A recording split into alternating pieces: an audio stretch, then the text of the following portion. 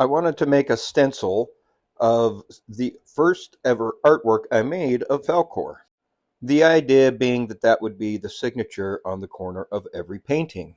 However, the small stencil didn't turn out very well, which made me think of artists of the past that I enjoy, and so I wanted to imitate some of them with the multicolored kind of self portraits of Falcor.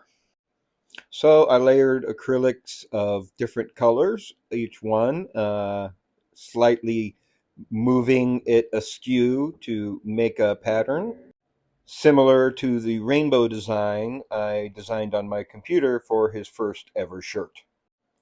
All of the other paintings are by Falcor, and well, since he was having all the fun, I wanted to do one myself. And this took a lot longer than I was expecting and was damaging to my already damaged and hurtful back. But the end result was worth it. After this took probably about 3 weeks total time to do, with with lots of breaks in between. I used a combination of thick acrylic, and a couple times I used some more watered down acrylic to really kind of mess around with the painting effects and really just have some fun with it in general. And because his name is Falcor Blue Eyes on social media, I wanted to make sure that the pop of blue was nice and thick and runny at the same time, so that way it spread all over the canvas when I was done with that part of it and gave it some really cool drip marks, which then I also did with purple because, well, I've been in a purple mood lately. And of course, all of this is to raise money and awareness for the Falcor's Angels program, which Trinity is over here rolling around next to me getting pets and loves because she is currently pregnant with the first test batch of kittens.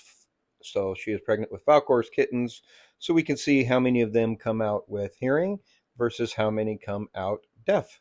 The whole point of the Deaf Mainecoon cat program is because you can take deaf cats into public. So that's what makes them the ideal service cat for people who cannot deal with a dog, have dog allergies, or would prefer a cat. Trinity is not a full-blooded Maine Coon. She's just a regular kitty that happened to be here and living with Falcor and myself, and quite frankly, we just wanted to see how cute their kittens would be together, and really see how many would come out with hearing versus deaf for the actual program itself in the future. So this is all to raise money for the full Maine Coon kittens. I have two reserved waiting to pick up or have shipped out here to breed with Falcor.